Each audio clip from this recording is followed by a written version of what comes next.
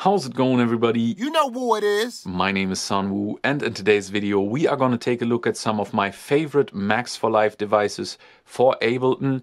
All of these instruments are made by a company called Force. S. Mattison, who seems to be the face of the company, is a former employee of ELEKTRON, and I think he was heavily involved in the development of the model cycles, the Digitone, but I think he also played a part in the FM updates of the Analog Rhythm and Analog 4. And I don't know who the other people here are, but they seem to be doing amazing work because I really like all of the instruments that they're putting out. And everything is just designed so nice and neatly. They have many devices. Just a quick rundown. Opal is a rhythm machine drum synthesizer. I guess you would call it a groove box. It's basically an Elektron box for Ableton. They have Chiral, a phase shaping synthesizer, which is super cool in my opinion. Superberry I haven't tested out so much yet, but it's a super saw kind of synthesizer. And many other things. They also have the Lode, which is a monosynth, kind of like an MS-101 type sound. And it's a free instrument, so definitely check this one out. And they even got a free reverb and so on and so forth. But let's have a look at these instruments inside of Ableton. So we got Ableton open, and I've got the OPZ here, which is what I'm going to use to control all of these synthesizers, because the OPZ is my favorite sequencer, and it's got a lot of assignable MIDI CC encoders, so that is very useful when using plugins and wanting to control them. Alright, first up I want to show you the new Lode synthesizer. It just came out recently, and yeah, it's a simple mono synthesizer, but I think it sounds really nice.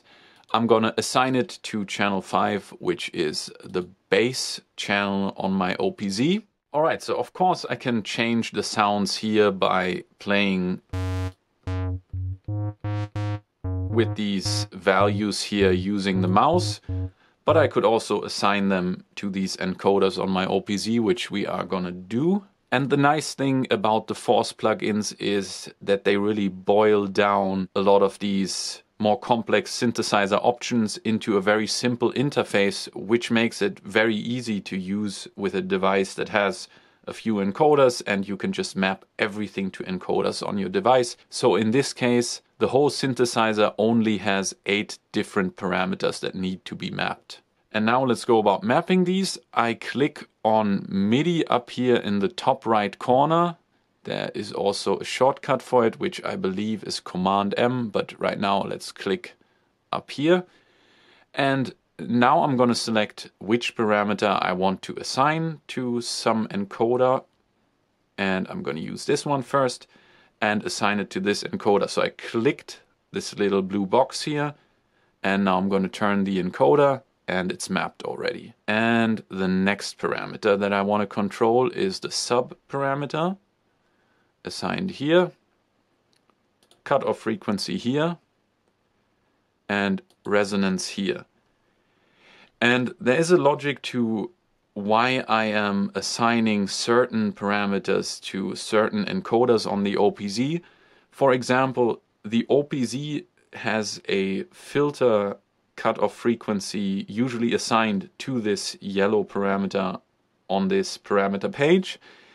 And so it makes sense for me to assign the cutoff from the Max for Life device also to this parameter.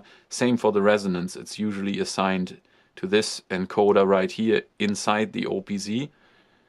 So that just makes it easier to remember, and also when using punch-in effects that will come in handy later.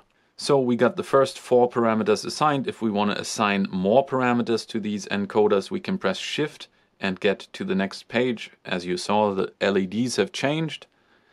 And now I'm going to assign a few more parameters. Let's assign the sweep here, the depth here, detune maybe here, and decay right here. Wonderful. Now I can click on the MIDI button in the top right corner again to get out of this menu and not accidentally assign any MIDI data to any encoders. And now we've got everything assigned, we can play with it. So for example, here we got the first parameter page. We can change the shape.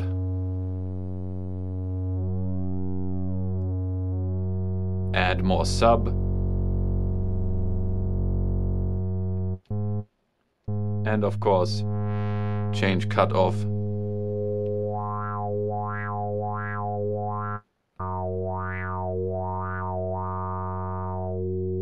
So let's program a very simple sequence maybe.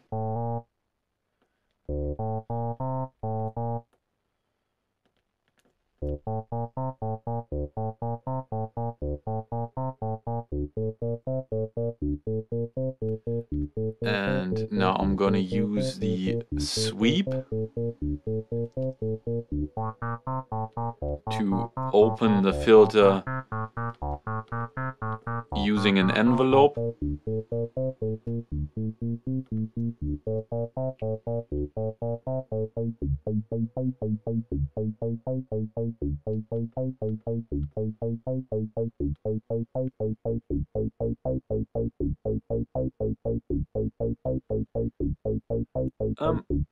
Let's see what the detune does.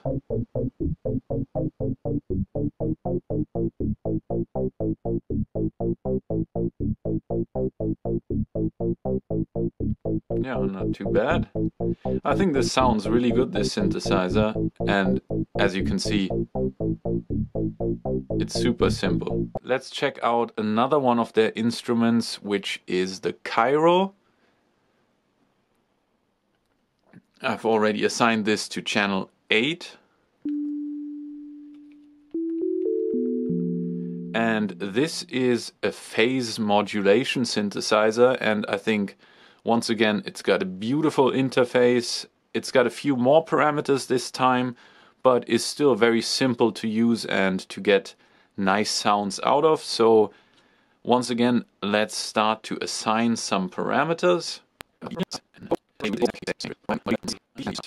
And to me, this is such an important part of Force's synthesizers like this Cairo. The feedback you are getting on screen is just so beautiful in my opinion. It just makes it so much more fun to use. Yeah, so we've got the sync of the waveform and the size. I can't explain all of this, but Force has made good videos on this. So let's input some notes here as well.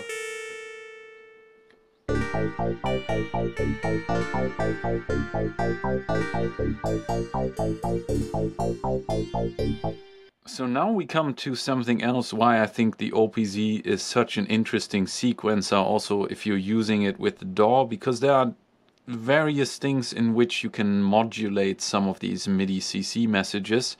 For example, I just played with this one a little bit.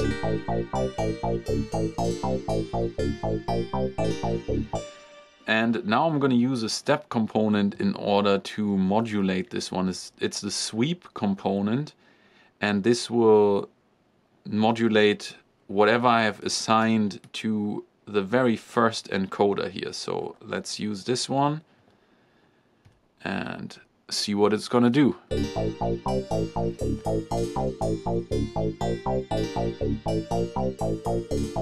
And as you can see, it's now moving on its own. Alright, let's add another track and use another one of the Force instruments. In this case, I'm gonna use Opal, or rather, Opal is a collection of different instruments, a 5-track or rather a 5-voice instrument groove box type of thing. So similar to the model cycles by ELEKTRON. So it's got these different instruments: gem, mass, dust, which is this one, slate, and the last one is the void reverb. So we can also just use these different tracks or these different instruments on their own, which is what I'm gonna do. I'm gonna use the gem in order to start creating some drums.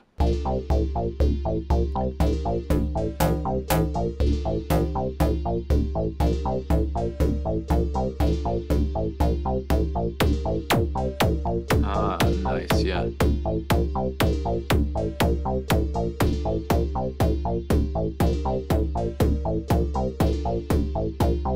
So we can now also parameter lock all of this, or yeah, let's see how we can modulate this.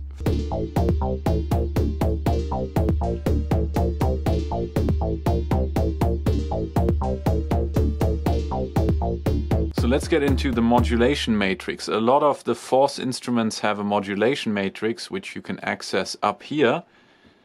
And with this we can say, okay, how much do we want our velocity to affect these parameters, for example?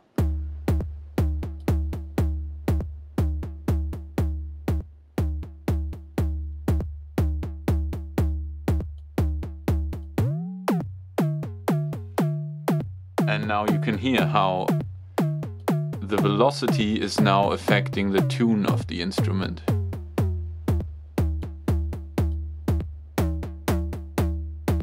Or the modulation.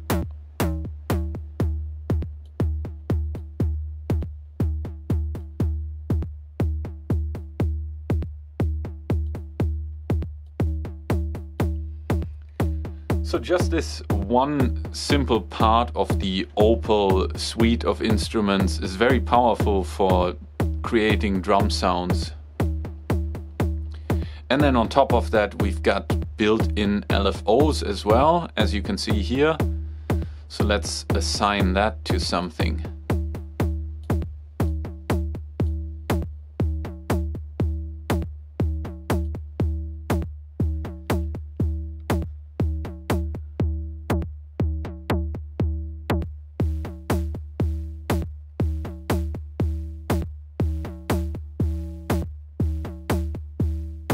Alright, let's add another instance of one of the Opel plugins, and this time let's use the dust in order to create some claps or snares. We can create very harmonic sounding sounds, but as we change the random parameter, it turns more into this snare clap-like sound.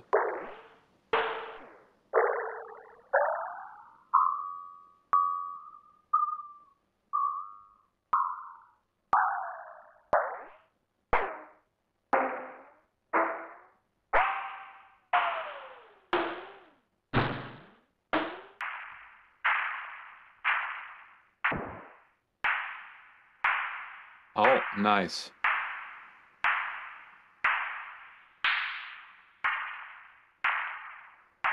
So, and this is blurring all of these little particles together. Maybe we use another instance of Opel, and this time we're going to use the mass sequencer, the mass instrument. Going to use it on this track.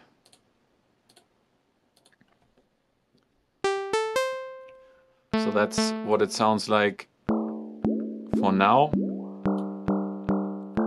It's some kind of resonator.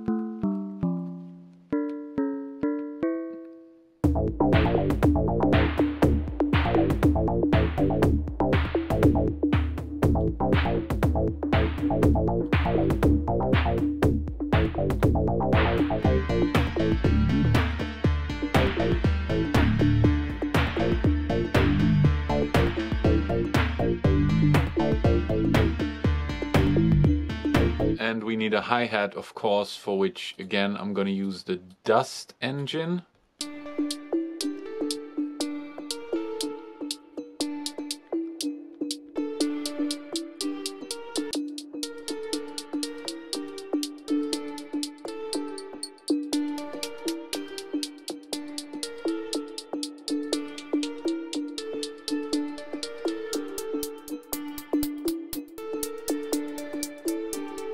How about we just try to use the plug, which is also a force instrument. This plugin only got 4 parameters, but sounds very nice. with this one. I can change the intensity of the pick.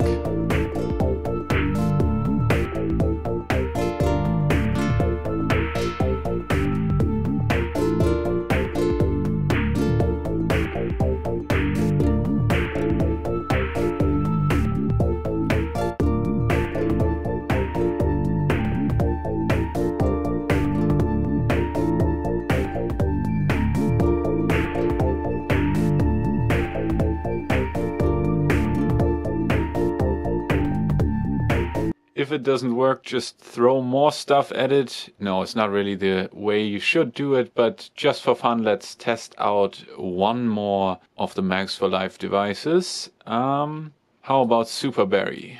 This one sounds quite nice. Should have done that earlier.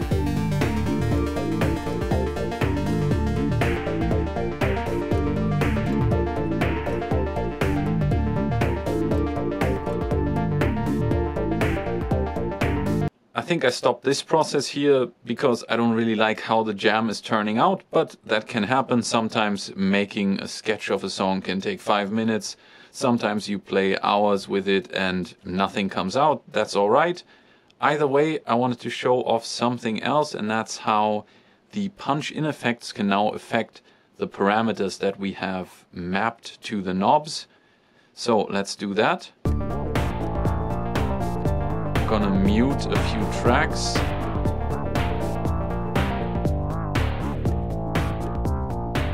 Now check out the drums. You can hear that there's now attack time, so the drums soften. Maybe I should show this on screen too, like here for example.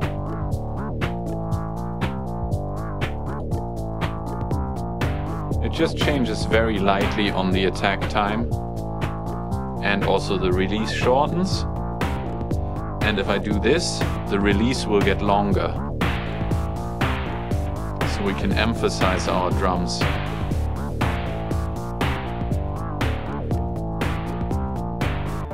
Oh, and one more cool function, the randomize feature inside the OPZ. I don't know if I talked about this earlier, but you can randomize a track and therefore also the MIDI CCs assigned to that track. What's going on here? So many tracks muted. So let's say the chords.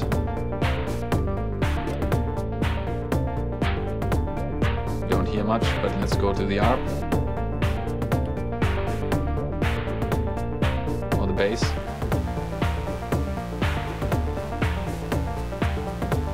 All right.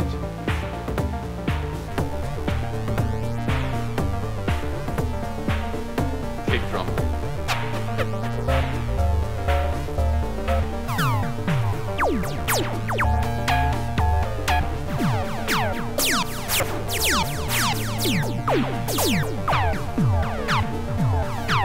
Snare drum.